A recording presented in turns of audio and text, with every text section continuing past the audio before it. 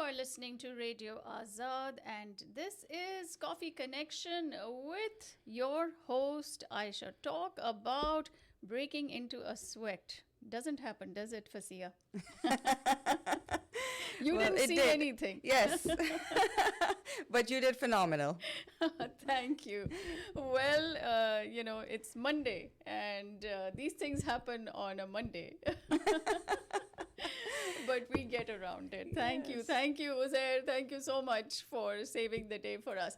Well, we are here to talk about skin deep, a talk about the most common skin conditions in all skin types. And we want to, of course, focus on our desi skin type. कल ही मैं कहीं बैठी हुई थी and I was telling them all about you and किसी का कुछ था तो किसी का कुछ problem था और and all that kind of stuff, and I said just go to her because she really knows our skin type, and it's so important to go to somebody. I keep saying this every single show and I truly mean it. Yeah. So important to go to somebody with experience Yes. and who really knows our skin type, because I mean, people have had the most god awful experiences, और अगर सही नहीं हो तो आपकी skin जो है right inflammation में चली जा सकती है, एंड जो स्पॉट्स थे वो और भी ज़्यादा डार्क हो सकते हैं. Exactly.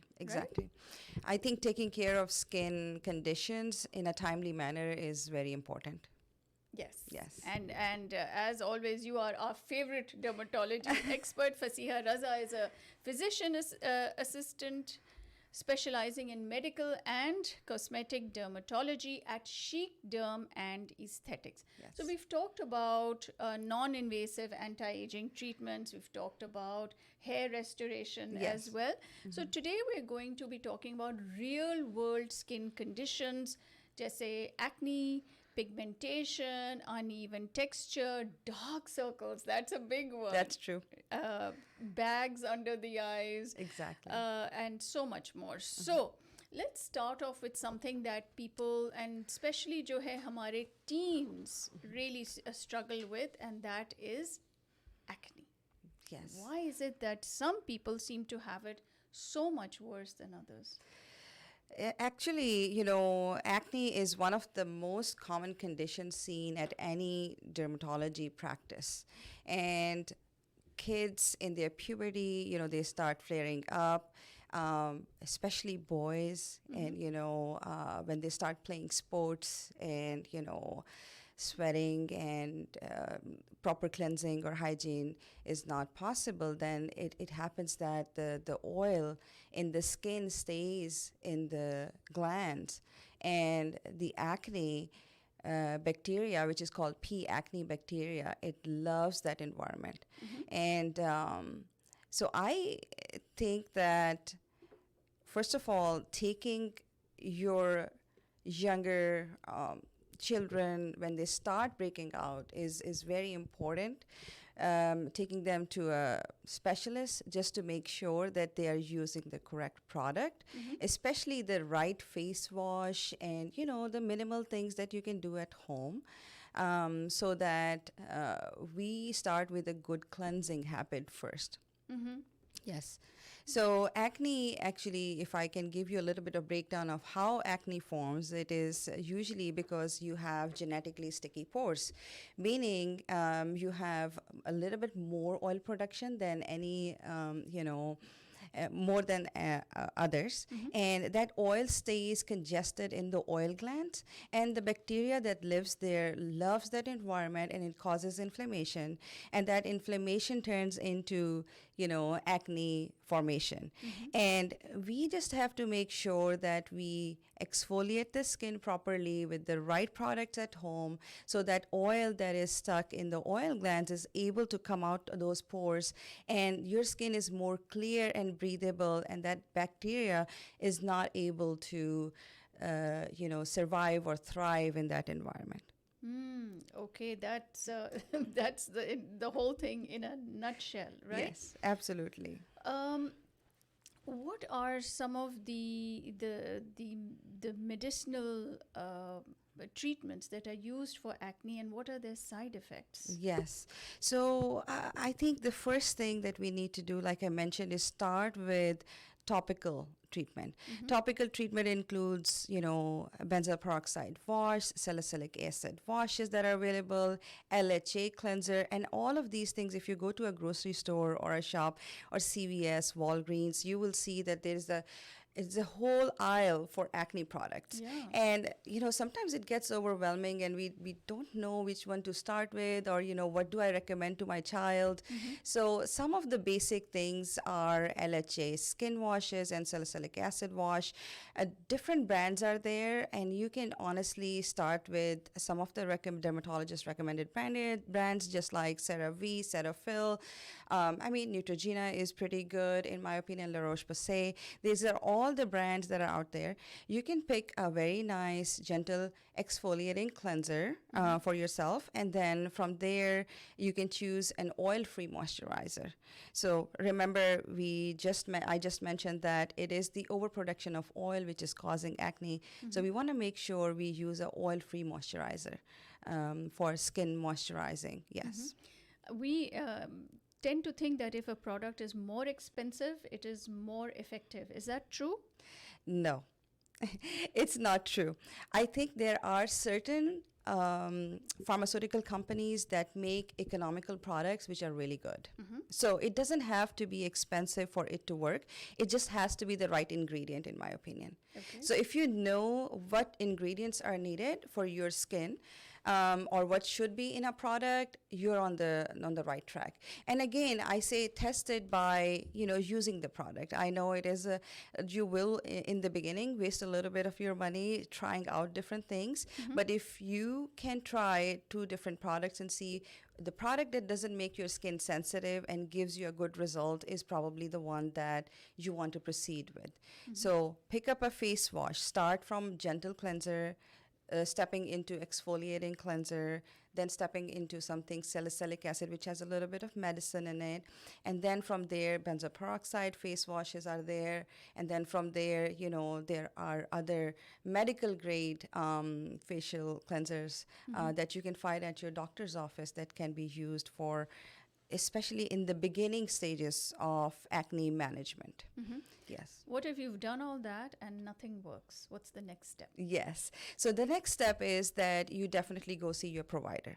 It can be your primary care provider who sees you. It can be your dermatology provider. So basically visit them, and they should be able to do a skin evaluation and see where your skin stands. Now, acne comes in different forms. So it can be the beginning stage where you have comedomal acne, where your skin texture is a little rough. Like say your forehead has a few, small, I would call them bumps or lesions or something, which are dry patches or something like that. And your cheeks start having it, and then sometimes on your chin. Now, these are the initial stages of acne formation. And from there, there is a second stage, which is more inflammatory stage, where you can have cystic acne or inflammatory acne, where you can start seeing a little bit of cyst and some, little bit more inflamed lesions. So that's the second stage. And third stage is a nodular acne. So basically, it becomes so painful to touch, and it is a more bigger lesion.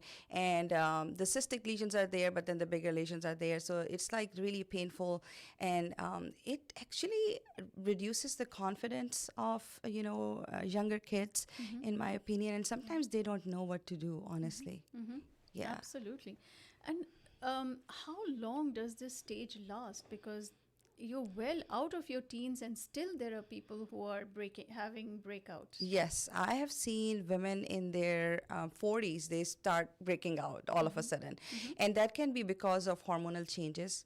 Genetically, if in your family you have had acne, some people get it in puberty, some people get it later in their life. But I think in any stage that wherever you have the acne, it is very important for you to seek help right away so that you can take care of it. And most of the acne is very, very well managed by using, topical products alone. And giving you a nice cleansed skin, doing some hydrofacials that's going to kind of cleanse your skin. And again, the concept, I want you to think about this when I'm talking today.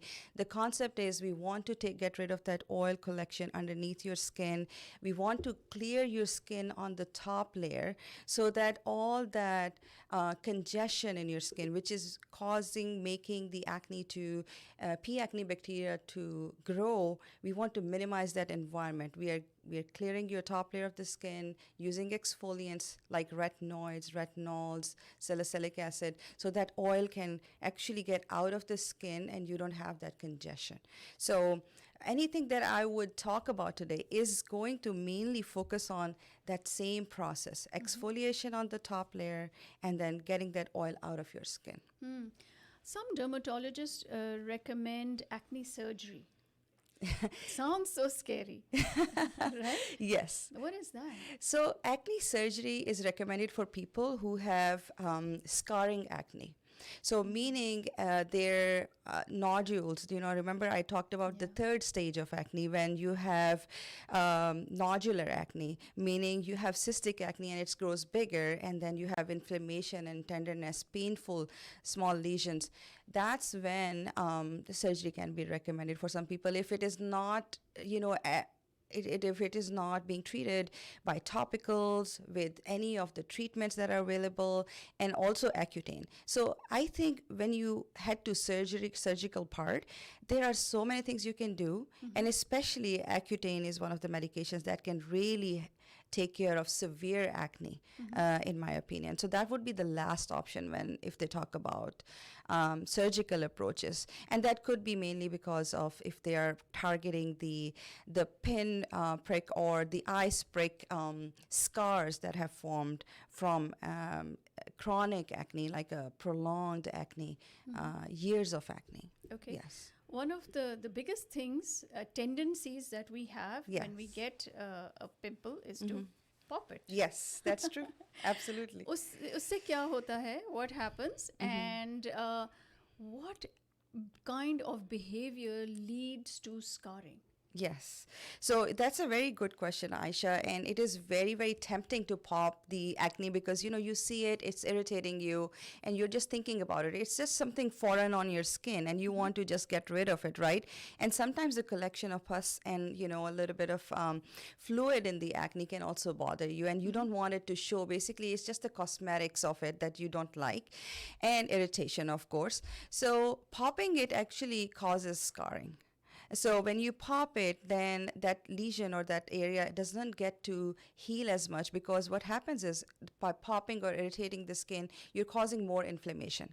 Inflammation, redness happens, then the skin gets into this mode of healing, and that healing process can cause a little bit of collagen building or new skin cell building, which can cause some scarring around that area. So I say that two things will happen with popping, and please do not, because it's going to cause hyperpigmentation of that area, meaning you're going to have a dark spot there for about couple of months usually. I mean, it can last 1 month or 2 months, and it heals and it takes a long time. And secondly, some minor scarring can happen. Goodness. So those indentations that we Yes. see on people's faces, it's due to them popping. Yes, some of it is from there, mild. Those are going to be small, tiny lesions, but mainly hyperpigmentation is something that you see from popping. Like you're going to have a dark spot there for a long time. Okay. We see these miracle products in the market and now TikTok and everything, and Yes. from patches to miracle creams and all that. What can you tell us about that? Yes, there are a lot of products out there for acne management and treatment. I'm glad that they are there, because sometimes kids, they at least get inspired by those small tiny cute little patches that have some shape on it, or they like the star shape of it, and they start managing their acne. At least they're starting somewhere, but those are not medicated, so they are going to help minimize the inflammation down for you, like the redness, but it's going to take you a long time to recover from that one lesion that you have for acne or one flare up. It's a good start, in my opinion. But when you see that, oh, those little techniques are not working and those creams are not working or those patches are not working, then definitely, I mean, ask your parents to take you to a doctor just to make sure that you get seen. And we give you very gentle medications like tretinoin, and that can actually help with this. So those therapies, like you said, you asked about, they work, but very minimalistically. I think they, just because of the fact they're over the counter and they don't have enough potent medication or dosage in it that can really help minimize it for long term. Okay, very good Yes. information. Anything else you'd like to add about acne? I think acne is something that gets neglected and not managed properly in all skin types, in my opinion. And especially, I have seen a lot of younger kids who come to me with lack of confidence, and, just because of this condition, which is continuing for a long time. And when they come in and when we evaluate them and I, put them on medication, I can see the smile on their face. So I want you to think about it. Acne has a psychological impact on your well-being also, if it is staying there for a long time. And this is something, especially if it's on the face, it's something you see in the mirror, and it's something that will bother you, especially adults and also the kids, right? Acne also impacts the back sometimes, so you can have lesions on the back. Sometimes in boys it's on the chest too, on the side of the arms. Yes. So we have topical solutions that we can prescribe for the back. We have products or creams that can be applied on the arms, and then of course facial products are there. Another thing that I forgot to include in this conversation is the use of Accutane or isotretinoin for severe acne. Acne is so manageable, and these medications are phenomenal. These medications, isotretinoin has its own side effects, but I don't want you to disregard it just by hearing that it has side effects. I do think that it is important that we talk to a provider to make sure that they educate you on its benefits, pros versus cons in a certain scenario, in a certain patient. And sometimes this is the best way to get rid of acne forever, because topical creams work as long as you use them, and then they just acne keeps coming back. And it's very important that you take a serious look at it, what your options are for acne treatment, and really pursue them, because this can really be a confidence booster in kids, in adults, and people of all ages. Yeah, very, very good information. Yes. Absolutely. Yeah. Another thing that, another condition which really hurts our self-esteem, especially women, Yes. after pregnancy, after sun exposure, is melasma. Yes. The dark spots that we get on our skin. Right. What causes this, and what do we do about it? Yes. So melasma can be genetic, or it can be hormonal changes, as we grow, and it can be due to sun damage and some other conditions. But especially people notice it after childbirth and in their 30s and 40s, heading into 50s. And it can be very, also something that can compromise your self-esteem, and you would want to, get rid of the melasma. But a lot of creams, people try a lot of creams, topical products and stuff to minimize it. But, sometimes it's a stubborn beast, I say. It doesn't, get improvement right away. So a proper therapy is very important.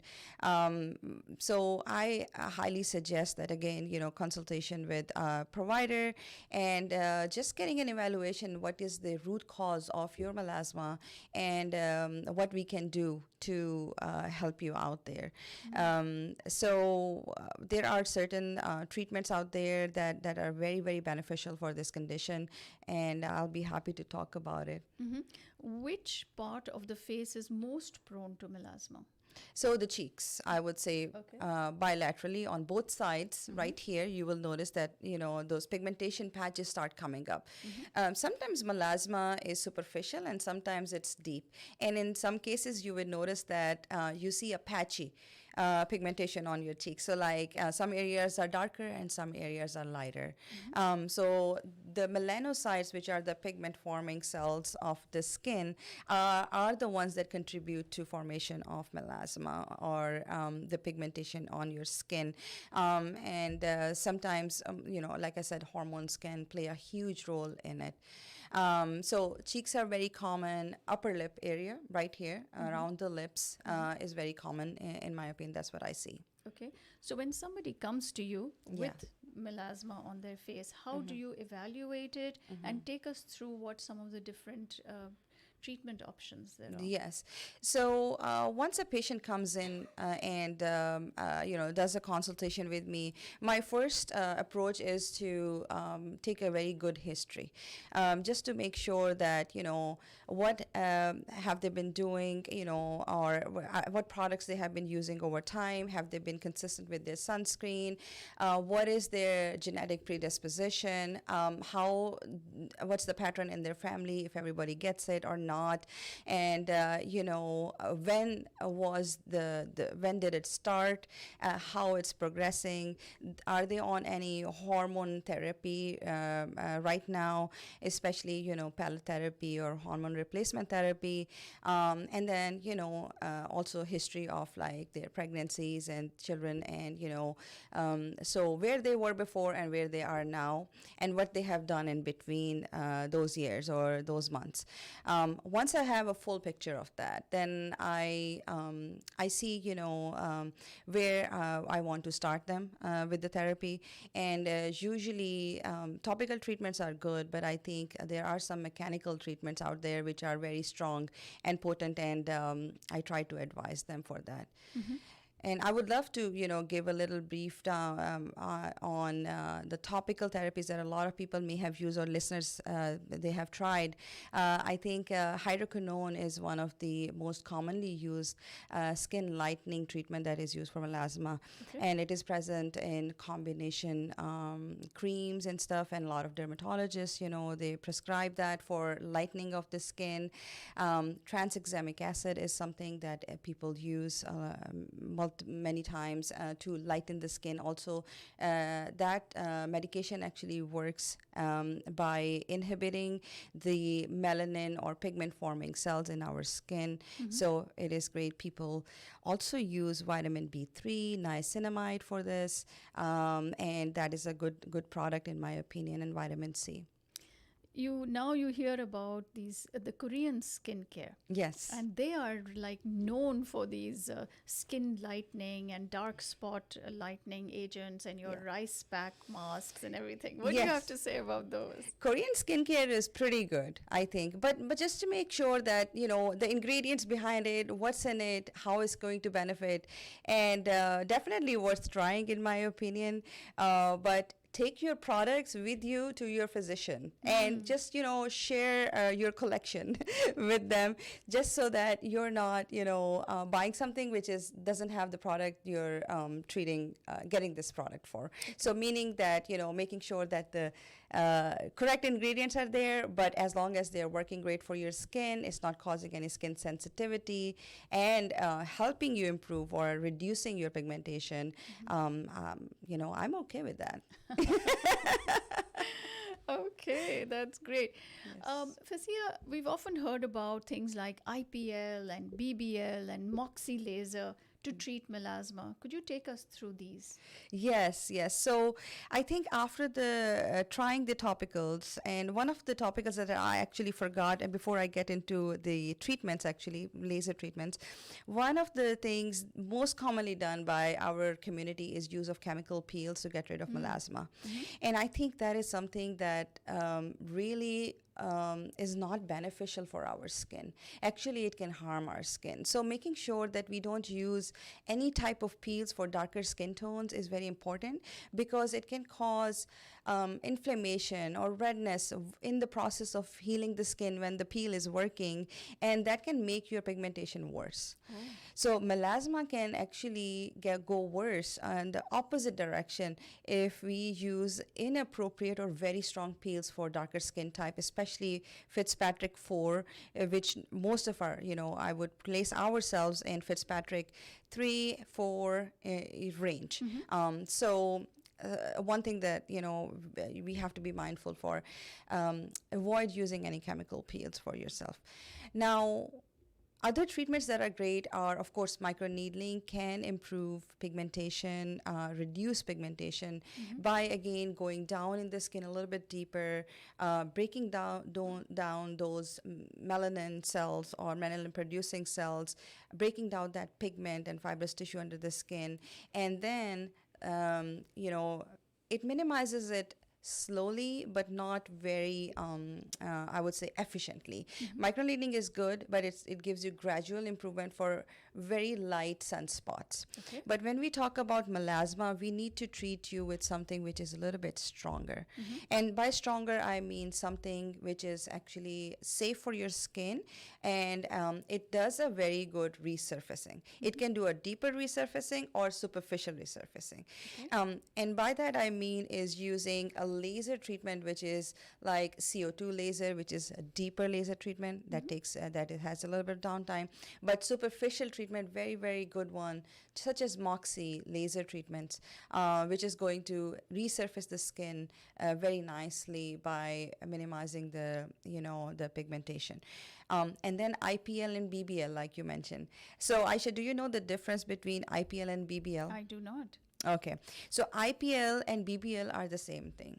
Okay, IPL is intense pulse light, and BBL is the same form as IPL, but it is made by another brand called Cyton, and they just phrased it or branded it differently. So when you're getting IPL or BBL, it is the same treatment you're getting. Honestly, there's no difference between it, and it is just for the audience here so they understand. Both IPL and BBL is widely used for melasma treatment, and it is a great treatment for lighter skin tones like Fitzpatrick 1, 2, 3, up to 3, but not for 4, 5, and 6. And the reason why I say it, because 4, 5, and 6, we tend to have more pigmentation or more pigmented cells in our skin, and IPL is a broad laser, so it will target all the pigmentation in your skin. So we want to make sure that we don't excite a lot of melanocytes, which are pigment forming cells, with heat, so they do not produce more pigment. Sometimes it can be the opposite effect with these kind of treatments. However, on the other side, if we're using Moxie laser resurfacing, the target of that laser is not pigment. So the target of that laser is just water in your skin. So it just exfoliates your skin without even bothering or exciting your pigmented cells. It just takes it out and exfoliates it and brings it out, and that's how you get the lighter tone, and just kind of helps with the pigmentation, reducing it. Okay. So if somebody goes the path of laser treatments for their melasma, how long does it take? What kind of results can they expect? And is there any downtime? So the laser treatment takes about 1 hour, and it's very quick. Usually numbing is done for 30 minutes and 30 minutes of the treatment.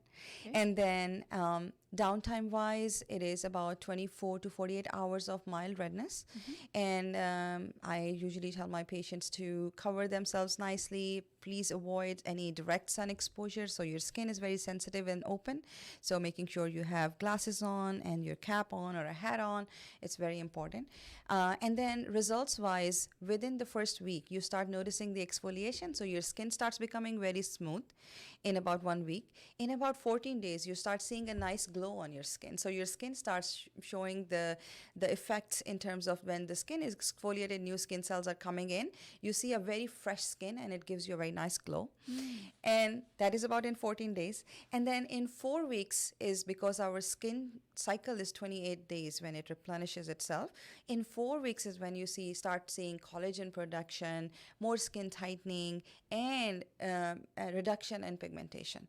So it takes about, for pigmentation results, it takes about 4 to 6 weeks for you to see the difference, where people can look at you and say, hey, wow, you look very fresh, and but I don't see the pigmentation as much. And you look in the mirror and you're like, oh wow, I can really see the improvement. Yes. Okay, and how many of these treatments do you need?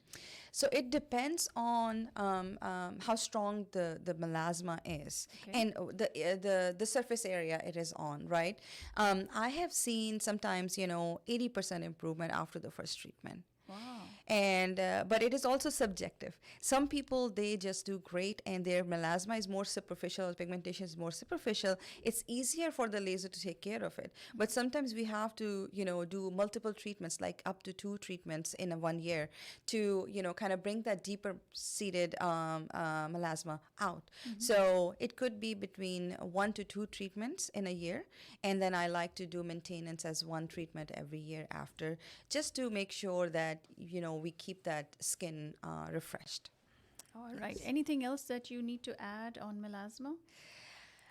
No, I think we pretty much covered everything in this topic, but I Any- hope it was beneficial. Oh my goodness. So much. Any success story that you would like to share, without giving names, of course? Yes, I mean, this is one of the treatments that I do a lot in my practice, and especially for skin of color, darker skin tones, because that's one of the most common skin conditions that I see.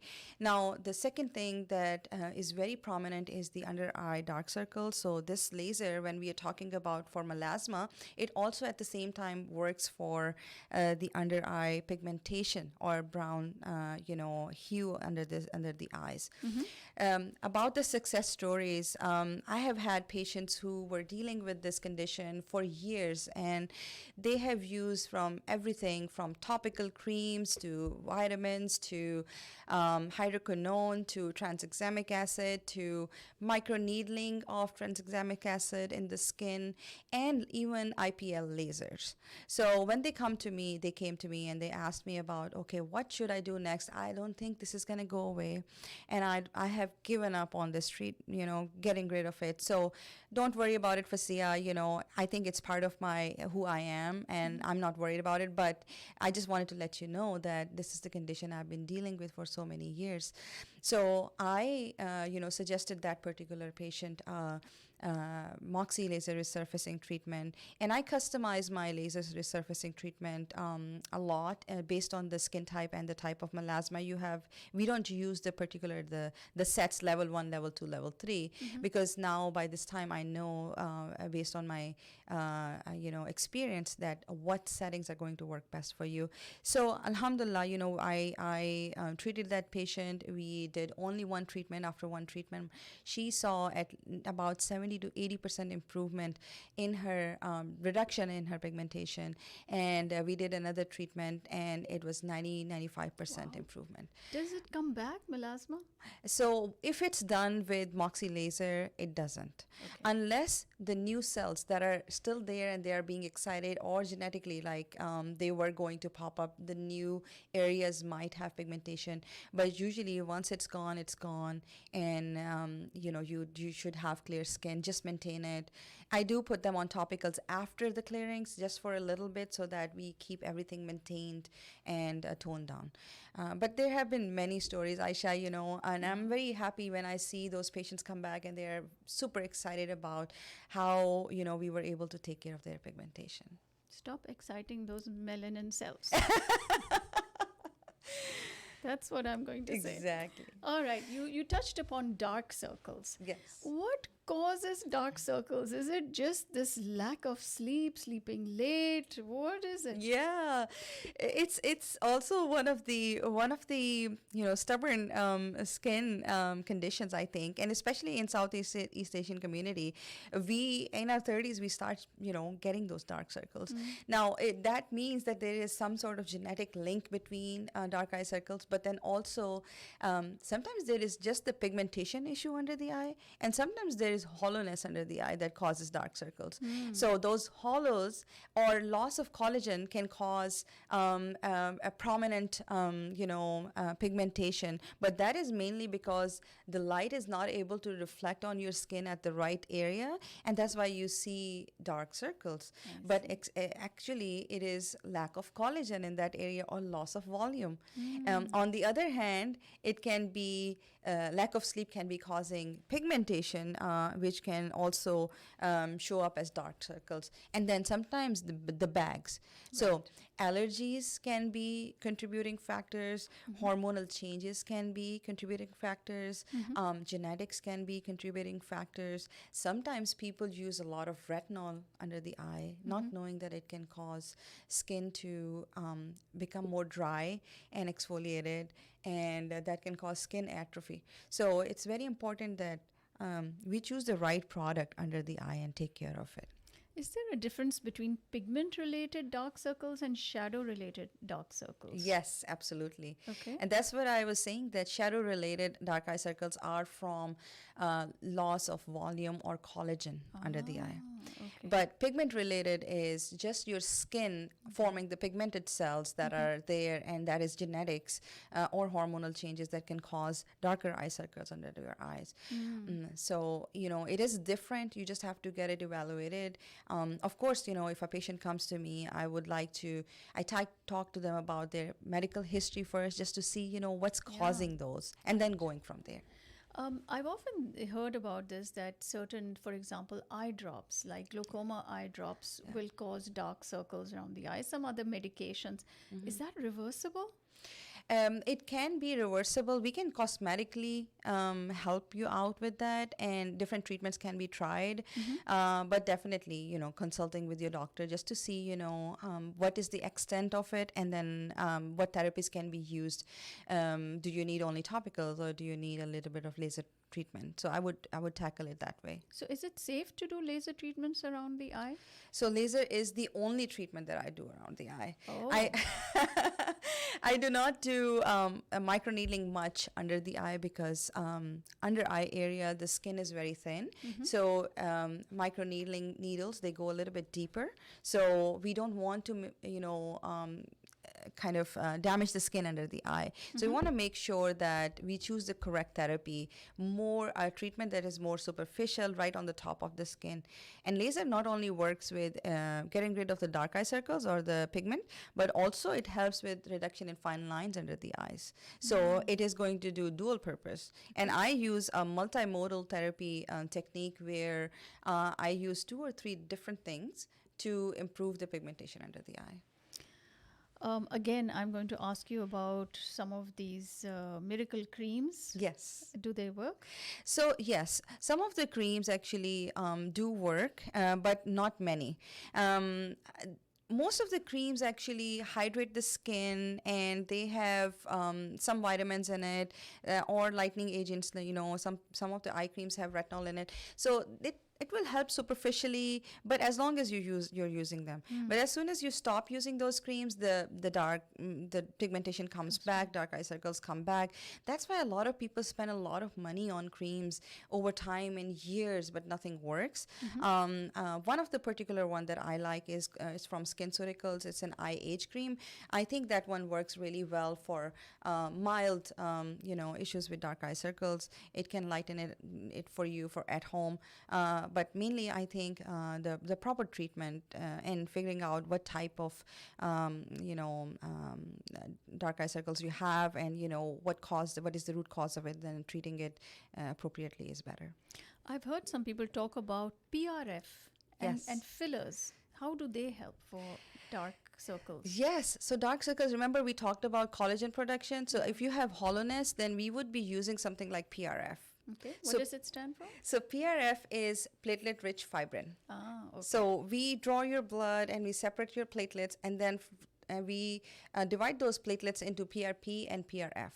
And PRP is platelet-rich plasma, and then PRF is platelet-rich fibrin. Got it. And platelet-rich fibrin is preferred under the eyes because it is a delayed release. It has a delayed release mechanism, meaning it is going to release those growth factors over time. So up to 6 weeks, which is very, very nice because we want to nourish this area as much as we can consistently with your own growth factors so that the area under the eye ends up building more collagen. So that hollowness goes away, the tear trough formation gets a little bit better, and then the skin actually freshens up, rejuvenates. And I also use PRF for as a filler under your eye, meaning just adding a boost of your own growth factors under the eye, and it will give you enhanced appearance and get rid of that hollowness. Okay, very Yes. good. Some people say Botox helps under dark eye circles. Yes. True? Yes. True. True, true. And it's very interesting how it does actually. Okay. So remember we talked about that sometimes there is a shade issue, a darker pigmentation, and sometimes it's the collagen production under the eye, the skin is very lax. So when we smile, if our smile muscles are stronger, we are contracting this eye muscle a lot. And that is causing that contraction and causing those lines here. And then if you have dark eye circles, then it's not helping that. So what we need to do is we need to relax this muscle, which is contracting a lot. By relaxing the superficial muscle, you're letting the skin to be open a little bit. And then what's happening when you have open, this area is a little bit more open, it's available for the light to shine on it, and the light reflection changes and the dark circles actually get minimized. So it is a side effect of doing it. It's going to get rid of all the fine lines under the eyes too, but using it very appropriately, very little dose can help open up this area under the eyes, and then it's just visibly it will minimize your dark eye circles. Okay, very, very good information. How about bags under the eyes? And so many people struggle with that, with allergies and things like that. Yes. What can they do? So eye bags also, can be sometimes very challenging, and cosmetically they don't look as good. So it can be water retention. It can be congestion under the skin. Sometimes lymphatic drainage helps. It can be done with your hydrofacial. I think just decongesting the skin, making sure that lymphatics are cleared away nicely. Now we have a arterial system, and we have a venous system, and we have a lymphatic system in our body. And it's the lymphatic system where we get rid of all the extra stuff that we don't need in our body, and then we just get rid of it. Now congestion can be caused because of that. Eye bags can be from allergies, genetically, you can be predisposed to that. A little bit can be done for eye bags, in my opinion. Mainly surgery is a better option, so definitely consulting with someone if this is an effect that you're having for a long time. But other than that, non-invasive ways of treating that would be getting like a lymphatic drainage with your hydrofacial. Okay, Yes. good, excellent. We've gone through like so many different. I hope things it was and- informational. My goodness, so informational, and these are the things that everybody struggles with. That's true. We're not talking about just one or two people. We're talking about 99% of the people. That's true. Acne or melasma or eye bags or dark circles. I Right. mean, you see it, men and women. Exactly. It's very, very common, and most of my consultations are, everyone pretty much, 90% of the people have one of the issues. And I think that very important to kind of like do something about it. Yeah. Yeah, because this is something that hits your self-esteem. We're not just talking about, laugh lines and wrinkles. We're Yes. actually talking about things which stop you from leaving your house. That's true. That's true. And makes you a little bit less confident, and in social gatherings especially. And then we end up using a lot of makeup to cover that, and in return, unfortunately, the makeup clogs the pores more, and then your skin texture gets compromised, and then you start seeing more acne breakouts, which you have never seen. So all of those things kind of contribute to making it worse. Yeah.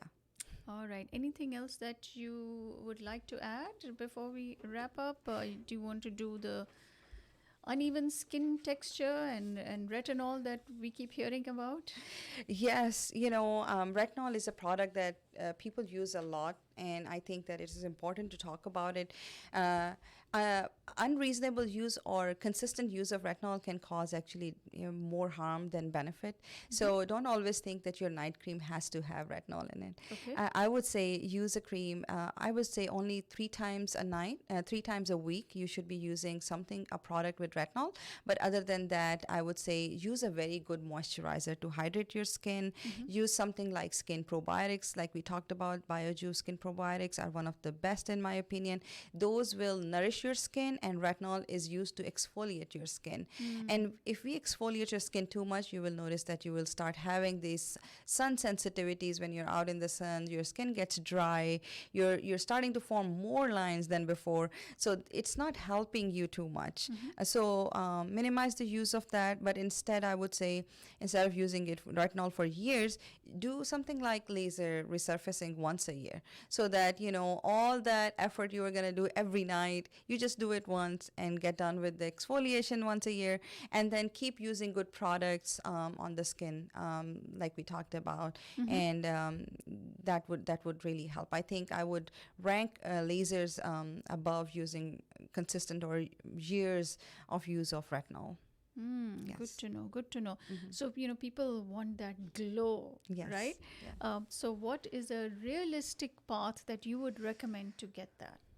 I would say start with cleansing your skin first and hydrating your skin using the correct products. And then, secondly, invest in your skin by doing treatments like microneedling or laser resurfacing, and then use probiotics. This is the only thing you have to do, honestly, to get that glowing skin, which is well hydrated. And of course, I mean, once a year, maybe do a microneedling treatment with PRP, so that PRP is used as kind of skin rejuvenation treatment. So it's going to give your skin more health and more glow, in my opinion, up to 6 months. So that would be the baseline that everybody should be doing. Okay. One other condition that I think a lot of people also deal with Yes. is rosacea. Yes. Yes. What causes that, and what's the treatment path for that? Yes, rosacea is very common to see, and it usually bothers women because when we are doing makeup, the pinkishness that we see under the skin and unreasonable and not a place that we want is there, and we try to cover it up. So I say, of course, treating is very important, but mostly it is by certain triggers, like environmental triggers, spicy foods. Sometimes people, with coffee and tea, and that can cause it. It can be genetics. Rosacea can also be because you have superficial blood vessels on the skin, which are, feeding, and they can cause the redness. There are so many creams out there that can help with that, and I think using one of those would really will help. And they are very basic treatments, I think, that can help. But mechanical treatment wise, I think microneedling is something that I have seen the most improvement in my patient. If you have rosacea, if you get microneedling twice a year, most likely it's going to go away. It's just going to break down those channels, that redness, and then you're good to go. Okay. We'll open the phone lines now, 972-501-9390. If you have a question for Fasiha, then she will be able to answer that for you. 972-501-9390 is that number. What about skin tags? Yes. Skin tags is very, very common, and they're very easily treatable. Okay. So it is the growth of skin cells basically that forms in the areas there where there's more friction. Just like neck, we twist and turn. The neckline can have it in the groin area. So and also sometimes people who have diabetes, they are prone to have more skin tags. So I would say if you have skin tags, definitely see a provider, and it can be taken care of very easily. You can just clip it off, or use liquid nitrogen to freeze it off, and then it sheds off. So very common, but totally manageable. Okay. One condition that we've also seen, especially on our South Asian skin and dark skin, is seborrheic keratosis, Yes. and that tends to be genetic as well. So tell us a little bit about that. Yes, seborrheic keratosis usually appear as we age, so in the little bit of 50s and plus, and it is genetics, and it is also our skin tissue, which is skin cells kind of replicating themselves, and they're forming like in a small plaque formation on our skin. It can be on the face. It doesn't look cosmetically good, so a lot of people worry about them and they want to get rid of them. It's a benign lesion, but definitely getting it checked by a dermatology provider is important, because sometimes it can actually resemble as it can be resembled as melanoma. So we want to make sure that we get it checked and taken care of. It's very easy. It can be shaved and removed, or liquid nitrogen can be used to take care of it. But nothing to worry about it. I would definitely, once you see your provider, you take the right approach to take care of that. All right. Fazia, such excellent information. Thank you. And as always, it is, so very useful that you share your knowledge, you share your expertise with us. And I am going to ask Fazia to give out the information about the location of Chic Derm and Aesthetics. Located in Allen. Yes. So we are located on Exchange and Alma in Allen, Texas. And very conveniently located to the highways. I do have an Instagram page at Chic Derm. There is some educational videos I post there, so I would highly encourage users to take a look at those. And if you are in town, you want to come over, I'll be happy to see you. Absolutely, and she's wonderful. And the phone number is 469-466-2727, and you can visit them online at mydermpa.com. That's mydermpa.com. Thank you. Real pleasure having you. Thank you so much, Aisha, for having me.